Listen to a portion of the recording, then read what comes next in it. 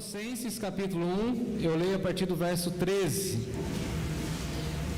Me acompanhe na sua versão, Paulo falando aos Colossenses. Se você está do lado de alguém aí, ajude a encontrar o texto, tá bom? Eu espero todos terem acesso ao texto de Colossenses capítulo 1, a partir do versículo 13.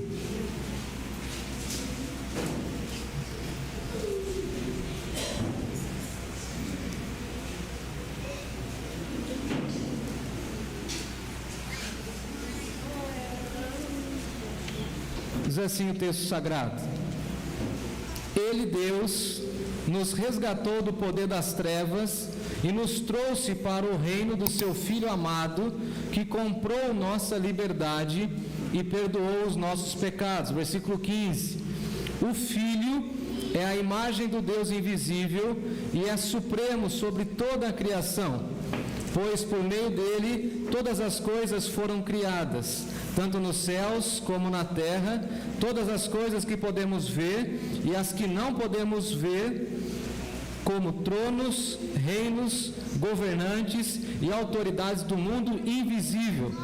Tudo foi criado por meio dele e para ele.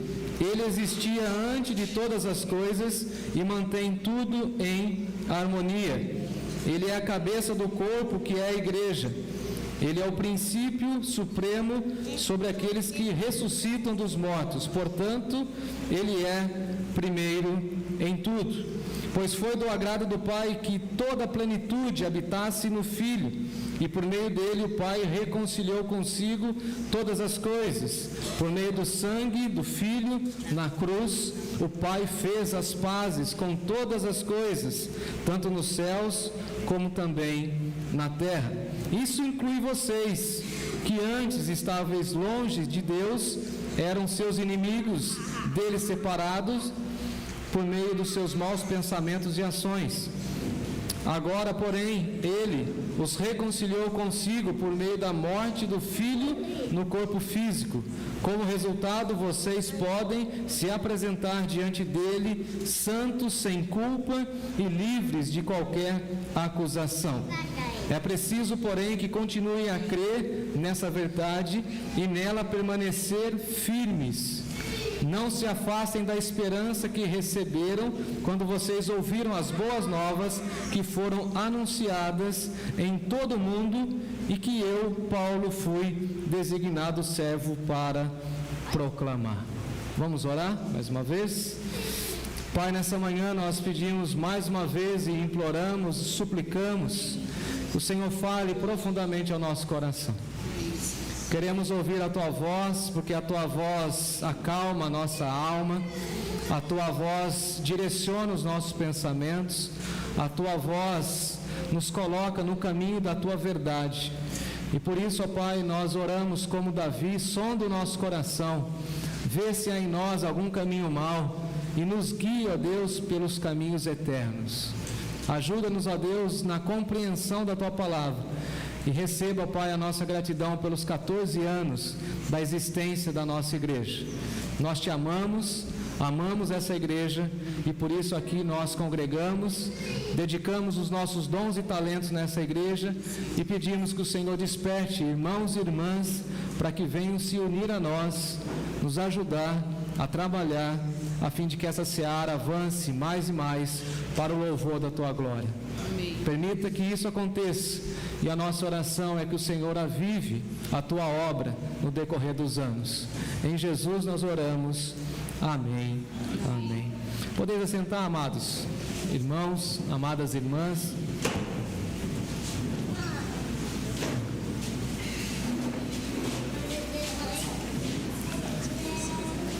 Nessa manhã eu quero trabalhar com o tema Igreja que exalta a obra e a pessoa de Cristo Jesus. Nós estamos diante de um dos textos mais lindos da Palavra de Deus e principalmente um dos mais ricos no Novo Testamento, onde muitos pesquisadores vão até chegar a dizer que era uma espécie de hino cristológico, onde Paulo está exaltando a figura do Senhor Jesus. E é muito complexo esse texto por conta das suas colocações, das suas persuasões, teológicas, onde Paulo vai colocando e apresentando para nós tudo aquilo que a história da humanidade precisa, ou seja, nós precisamos de Cristo no centro da vida. Em segundo lugar, nós precisamos de Cristo no centro da igreja. É tão desesperador para nós ver como Cristo foi sendo tirado e removido das universidades, da história da humanidade, das escolas, dos palanques, no sentido de que os nossos políticos já não se fala mais em Deus, quase não se tem mais temor do Senhor, e Jesus vai sendo deixado de lado na história da humanidade recente. E esse texto de Paulo coloca Cristo no centro da história, coloca Cristo como a pessoa principal da história, e por isso nós precisamos ter uma vida cristocêntrica, viver numa igreja cristocêntrica e falar a respeito de Cristo e mostrar que o Evangelho do Senhor Jesus está no centro da história, dividindo a história, e não somente a história, mas dividindo também a nossa história, porque essa mensagem chegou ao nosso coração. Nessa manhã eu preciso que você fique atento comigo enquanto eu estou falando e pregando nesse texto, porque esse texto ele é muito rico em expressões teológicas, e se você perder o fio da meada, como nós costumamos dizer, você vai perder o conjunto da obra.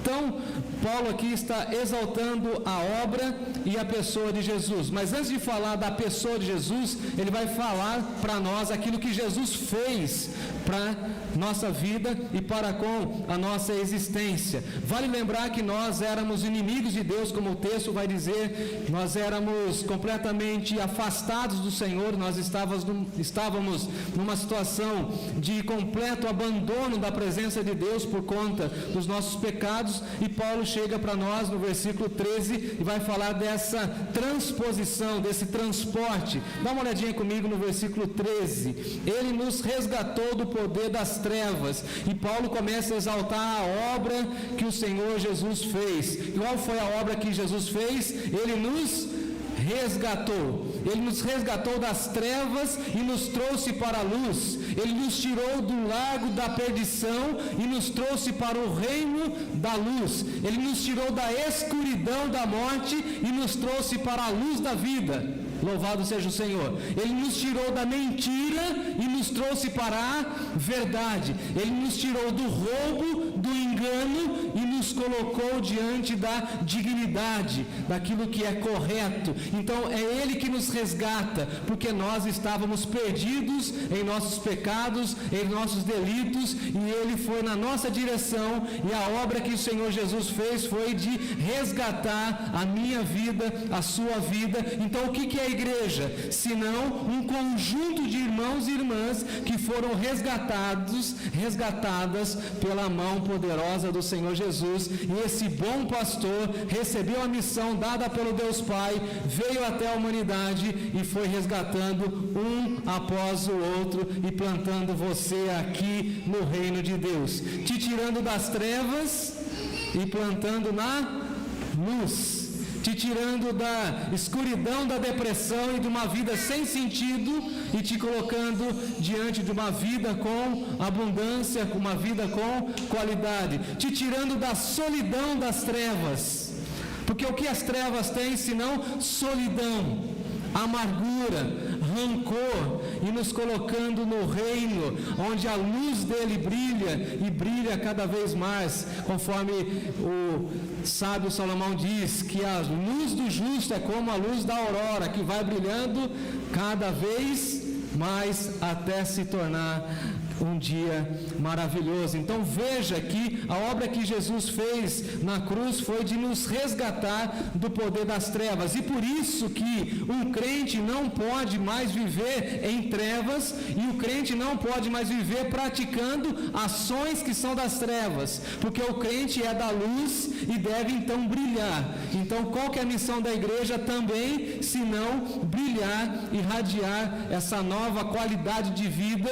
e dizer ao mundo falando o seguinte: nós não somos mais das trevas, nós abandonamos as trevas, nós condenamos as trevas, porque agora nós amamos a luz e queremos viver nessa direção da luz e queremos servir somente a Jesus e queremos inclusive ser a luz do mundo conforme Ele nos ensinou. Então a obra que Ele fez foi de nos resgatar.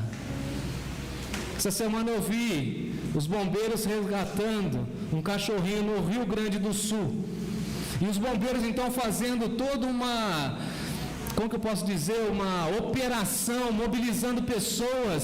E aí então foram entrevistar o bombeiro, e aí o repórter perguntou para ele: mas vocês gastaram tanta energia, tanta força, tanto maquinário, tantas ferramentas para salvar aquele cachorrinho? E aí aquele homem falou assim: mas é uma vida, e eu fico imaginando o Senhor Jesus andando nesse mundo, falando ao meu e ao seu coração, resgatando a sua alma, porque você, meu irmão, minha irmã, é valiosa diante de Deus. Ele quer te tirar das trevas e plantar você no reino da luz. Essa é a grande obra que Ele fez, é a obra de resgate. E essa obra de resgate também tem a transposição. Ele nos libertou e nos transportou. Veja que interessante, Ele não somente nos resgata, mas Ele nos tira daquela condição onde nós estávamos. Você não pode mais viver no contexto ou no convívio de pecado. Ele transportou você, Ele tirou você. E a expressão aqui é muito interessante, porque Ele tira o pecador daquela condição e coloca em outro cenário. Se você tinha amigos de trevas, agora você tem amigos de luz. Amém? Se você tinha amigos de farra, agora você tem irmãos de louvor a Deus. Se você tinha amigos enganadores, agora você tem irmãos que te amam e te abraçam. É outra convivência, e por isso é a igreja. E o que é a igreja senão esse aglomerado de pessoas que foram resgatadas pelo Senhor Jesus e foram transpostas das trevas e agora vivem na sua maravilhosa luz até chegar dia perfeito, onde nós estaremos com o Senhor para todo sempre na glória. Amém? Amém por isso.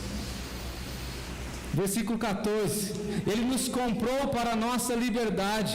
Você pensa que você era livre, mas você não era livre. Você estava completamente aprisionado e aprisionada nas garras do pecado. Lembra daquele hino? Eu perdido, pecador, longe, longe do meu Salvador. Eu estava aprisionado. Lembra daquele hino? Tocou-me. Nós estávamos como? Senão presos no pecado, amarrados no pecado, unidos ao pecado. E aí vem Jesus e fala o seguinte: eu vou pôr você em liberdade, eu vou mostrar para você o que de fato é viver em liberdade. Vocês vão conhecer a verdade e a verdade vai libertar vocês. Eu vou pôr vocês em liberdade. E diz o texto que Ele comprou a nossa liberdade, porque você era escravo do pecado. A gente precisa entender isso. Antes de Jesus, nós éramos escravos do pecado. Repita comigo: antes de Jesus, eu era escravo do pecado. Mas Ele me amou e comprou a minha liberdade. Ele chegou e falou assim: eu pago, eu compro. Eu quero ver esse Filho de Deus livre, liberto, sem as amarras do pecado. Ele comprou a nossa liberdade. E aí alguém pode chegar para nós e falar o seguinte: mas e o pecado? E a dívida sua? Aí você pode olhar na sua, vamos supor, né, no seu RG, vamos falar assim, um RG espiritual, falando assim: mas eu fui comprado, eu tenho a minha carta de alforria. Na minha infância eu tive a oportunidade de conversar com uma senhora que vivera naqueles últimos momentos ainda da escravidão. Ela falava assim: a minha alegria era ter o salvo-conduto, a minha carta de alforria. Quando alguém chegava para mim e falava: você é escravo? Eu falava: não, eu já fui escrava, agora eu sou livre. E essa é a condição do salvo em Jesus Cristo. Ele fala assim: eu já fui escravo do pecado, mas agora eu sou livre. Eu ando de cabeça erguida porque Jesus comprou a minha liberdade. e não há nenhuma condenação que pesa sobre os meus ombros, e Ele perdoou todos os meus pecados. Veja, qual é a obra de Jesus? Resgatar, comprar a nossa liberdade e perdoar os nossos pecados. Absolvição, perdão. Às vezes nós é que carregamos a culpa do pecado, mas Jesus está falando assim: eu te perdoo. E é tão interessante porque muita gente se diz cristã, mas não perdoa, não consegue perdoar. E aí Paulo vai dizer o seguinte: assim como Ele te perdoou, perdoai vocês também. O que Jesus nos ensinou na oração do Pai Nosso? Assim como nós recebemos o perdão, nós também devemos liberar perdão. Viver uma vida sem amarras, sem amargura do pecado. Viver nessa atmosfera de absolvição, perdão. E veja que ele continua exaltando a figura de Jesus, versículo 15, me acompanhe na leitura. O Filho é a imagem do Deus invisível. Se você quer visualizar a pessoa de Deus, você precisa ver Jesus, olhar para Jesus e entender que Ele é supremo sobre toda a criação. Ou seja, não há ninguém e não há nenhum outro nome mais maravilhoso, mais excelso do que o nome de Jesus. E por isso tudo é para o nome de Jesus. E por isso nós cantamos: ó quão lindo esse nome é. Que nome maravilhoso, que nome glorioso, que nome sobre todo nome. O nome mais lindo do mundo é o nome de Jesus. É o nome que nós passaremos a eternidade dizendo: Santo, Santo, Santo. Exaltado, exaltado, exaltado seja o nome de Jesus. O nome daquele que nos amou, o nome daquele que nos resgatou. Ele é sobre todas as coisas, sobre toda a criação, e não há nenhum outro nome sobre o qual importa que sejamos salvos. Só há salvação no nome de Jesus, e onde a gente chega falando o nome de Jesus, milagres acontecem. Eu estava internado essa semana, pedi ao médico: posso fazer uma caminhada no corredor? E ele falou assim: não. Segundo dia, falei: posso? Senão eu não vou pedir permissão, vou sair andando. Eu aprendi isso com a minha mãe. Primeiro a gente pede permissão. Quando não tem permissão, a gente faz, depois se não der certo, a gente pede desculpa. Falei: se não puder, eu volto para o leito. Falou assim: quando tirar o acesso, você pode dar uma voltinha no segundo dia. De quarta para quinta, quinta para sexta, ou seja, ontem. A moça falou: pensei que você ia furar aí o chão do corredor. Falei: o que eu vou fazer aqui nesse espaço aqui? Vou pegar meu carrinho de soro e vou começar a cantar aqui no corredor. Comecei a cantar lá: nome bom, doce a fé. Vai? A esperança, não? Beleza, tem outro lá. Ó, é isso mesmo, estou lá cantando. Aí tem uma irmã, uma enfermeira, fala assim: a paz do Senhor. Eu falei: opa, tem crente aqui. Até que abre uma porta, uma senhora, a Natália viu que não tem família, e a família abandonou ela no hospital 15 dias. Falou: todos me abandonaram. Eu falei: não, senhora, Jesus não. Eu vou cantar uma canção para a senhora. Falou: você canta? Eu falei: eu estou com a voz ruim, mas vou cantar. E Jesus vai fazer uma obra maravilhosa. Fica quietinha aí, fecha os olhos. Aí eu comecei a cantar uma música que nós entoamos aqui. Aquela mulher começa a chorar. Aí vem uma outra e fala assim: tu não tem do Roberto Carlos? Não, do Roberto Carlos eu não sei. E nem se eu soubesse, porque ele não vai fazer milagre nenhum. Agora quer ver um que a senhora vai ficar estremecida? Ó quão lindo o teu nome é. Feche os seus olhos. Enquanto eu oro e canto, a senhora fala: emociona, né? Claro, é o nome de Jesus. É o nome de Jesus. E onde a gente passa, a gente tem que falar o quê? Do nome de Jesus, cantar o nome de Jesus, falar do nome de Jesus, porque o nosso nome vai morrer conosco na sepultura, mas o nome de Jesus vai permanecer para sempre. Aleluia sobre isso. O nome dele está acima de todo nome, porque ele estava com o Pai criando todas as coisas e tudo é dele. Repete comigo, tudo é de Jesus. Tudo é sobre Jesus. Repete comigo. Versículo 16: pois por meio dele todas as coisas foram criadas. A sua vida só tem sentido se você vivê-la para Jesus. A sua vida só faz sentido se você vivê-la para Jesus e cumprir o propósito de Deus na sua vida.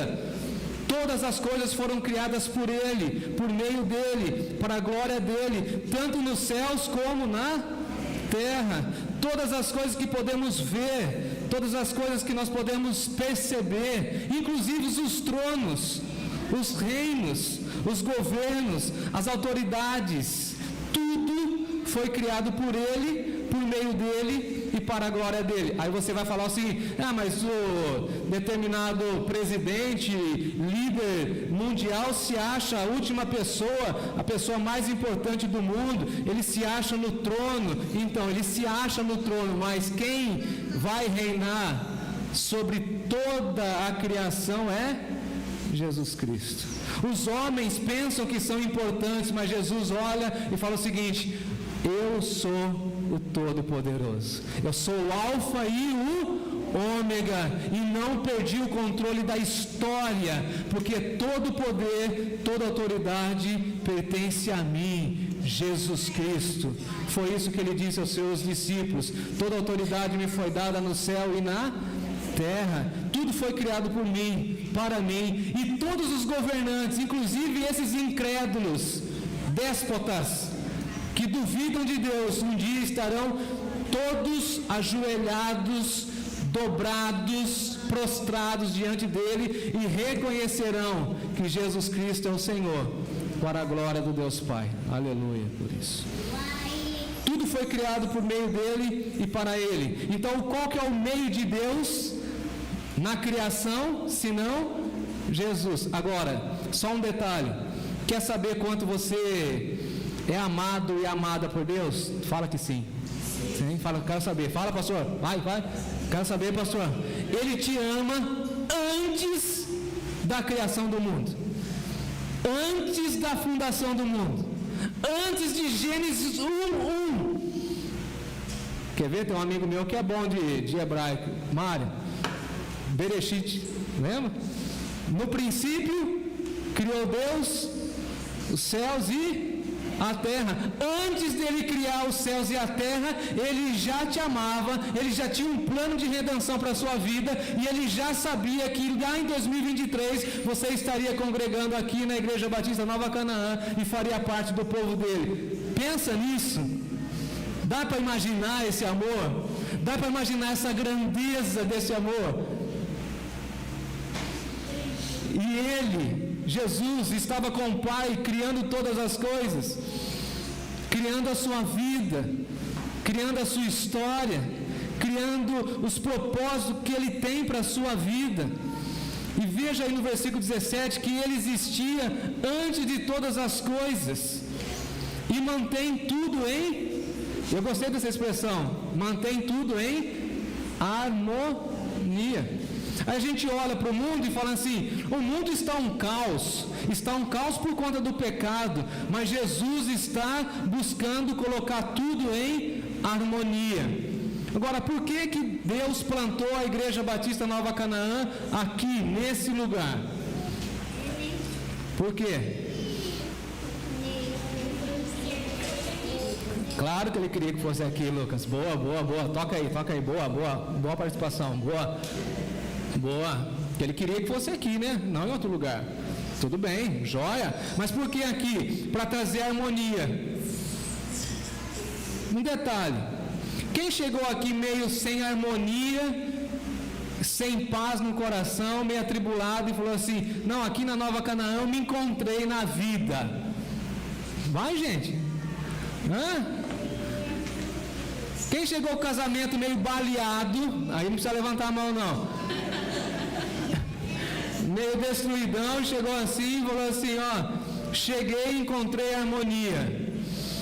Cheguei meio violento, meio bravo, meio cara amarrada, e aí encontrei harmonia, encontrei unidade. Eu que não gostava muito de abraço, alguém pode falar isso, né? Não é o meu caso. Eu que não gostava muito de abraço, pastor, agora que eu estou na igreja assim, é um abraço para cá, um abraço para cá, é um cumprimento daqui, é a turma que obriga a gente a dar um sorriso, e é uma questão de harmonia, porque Jesus quer deixar tudo de forma harmônica. Guarde isso, tá?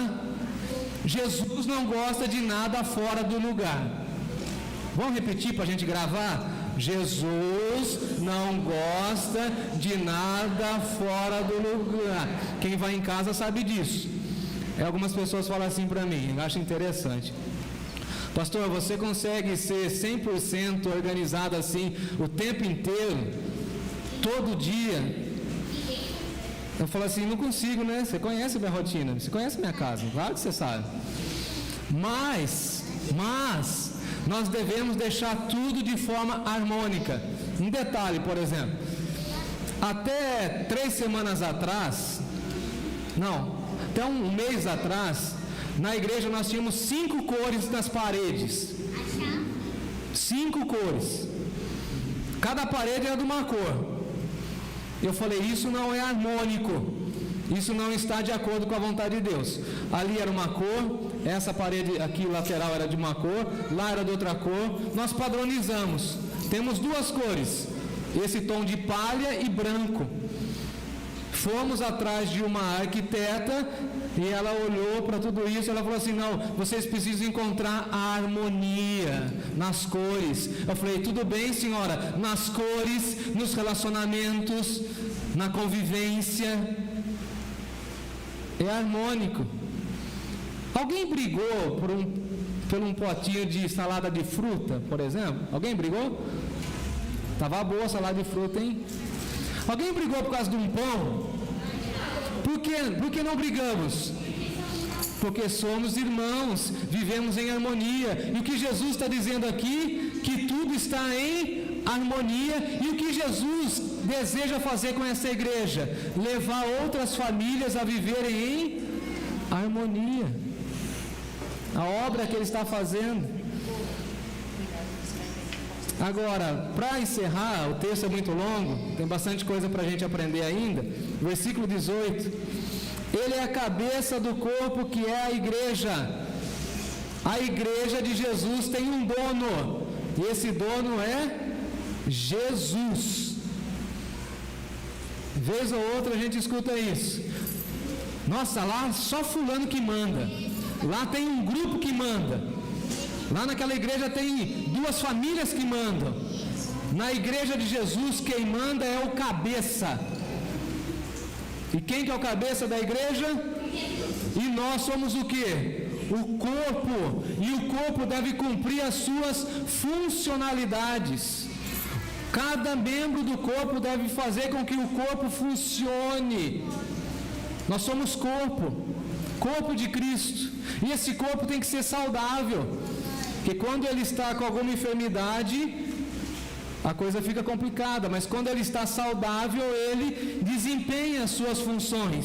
E desempenha as suas funções quando ouve os comandos da onde? De onde vêm os comandos? Da cabeça. É interessante porque às vezes o corpo físico nosso padece por alguns pensamentos nossos. Agora, se a igreja de Jesus, a Igreja Batista Nova Canaã, continuar ouvindo as orientações que vêm da cabeça, nós teremos alguma enfermidade espiritual no rebanho? Não, porque todo comando, toda voz, toda condução virá de quem? De Jesus. E a igreja tomará suas decisões calcadas com tranquilidade, falando assim: essa decisão veio de Jesus. Essa solução para esse problema veio de Jesus. Nós somos guiados pelo pastor Jefferson, mas entendemos que ele ouve o cabeça, o dono do rebanho, que é Jesus. Ele é o cabeça da igreja. E se nós pararmos de ouvirmos o cabeça, nós perderemos a igreja. Se nós continuarmos ouvindo o cabeça, a igreja continuará cumprindo a sua missão para o louvor da glória de Deus. Ele é o cabeça. Ouça o filho, ouça o cabeça, porque ele é o princípio supremo sobre aqueles que ressuscitam dos mortos. Então, qual foi a obra que ele fez? Ele nos resgatou, ele nos libertou, ele nos comprou, ele nos lavou, e todo poder e toda autoridade está centrada no nome de Jesus. A sua vida tem que ser cristocêntrica, e a igreja precisa ser o quê? Cristocêntrica. Cristo no centro. Tudo derivando de Jesus.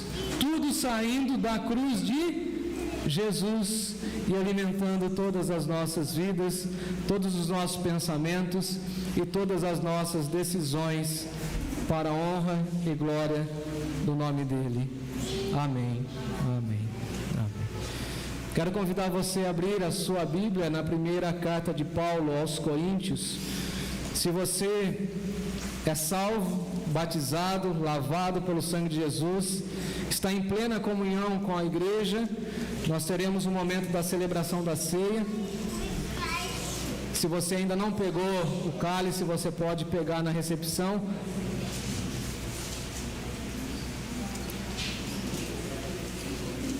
O Bruno vai nos ajudar, a Marilise também. Pega ali um cálice na recepção.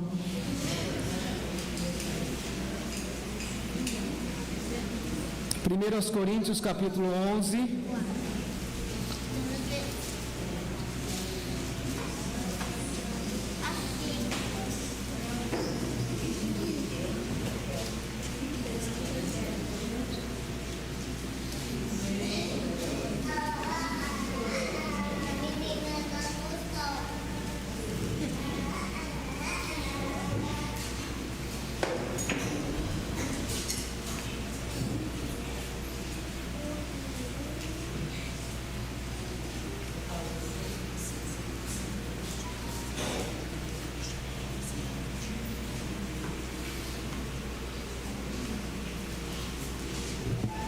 Todos foram servidos e servidas. Se você não é batizado, converse comigo, eu terei a maior alegria de te batizar, em nome do Pai, do Filho e do Espírito Santo, para que você possa celebrar conosco. E se você é batizado numa outra igreja, está em plena comunhão com a sua igreja, sinta-se à vontade e celebre conosco nesse momento. 1 Coríntios capítulo 11, a partir do versículo 23. Porque eu transmiti a vocês aquilo que recebi do Senhor Jesus.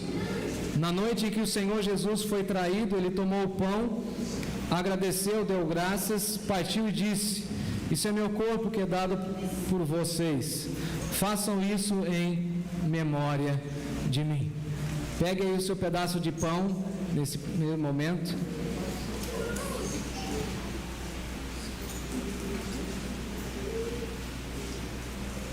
Eu aguardo você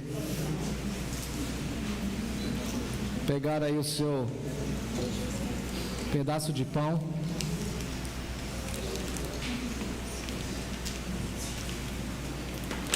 Pegue outro ali, ó.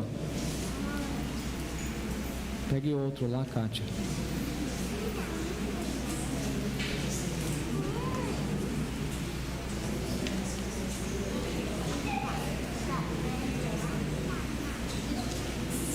Acho que é na Kátia que precisa.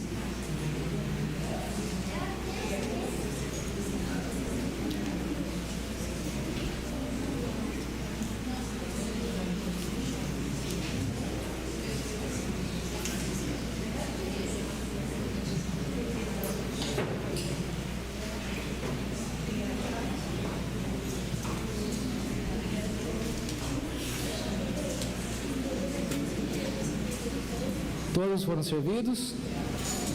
Comamos todos em memória do Senhor Jesus.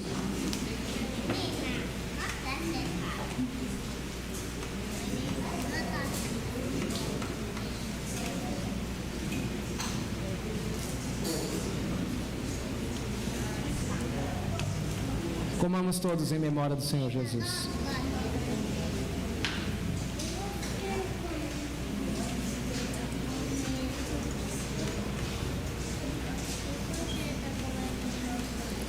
Verso 25. Da mesma forma, depois da ceia, tomou o cálice e disse: esse cálice é a nova aliança confirmada com meu sangue. Façam isso em memória de mim, sempre que o beberem. Pegue o seu cálice, representando o sangue do Senhor Jesus.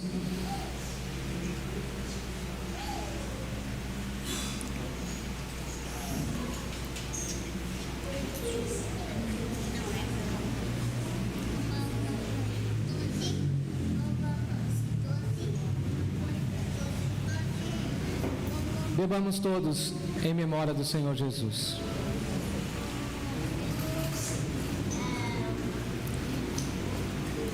O texto prossegue, que cada vez que vocês comem e bebem desse pão, e bebem desse cálice, vocês estão anunciando a morte do Senhor até que Ele venha.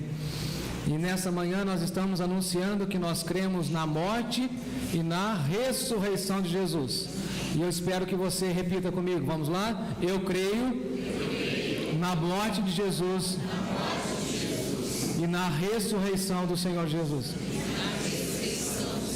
Porque Ele vive, eu creio no amanhã. E até que Ele venha, eu anuncio a minha fé no meu Senhor. Vamos em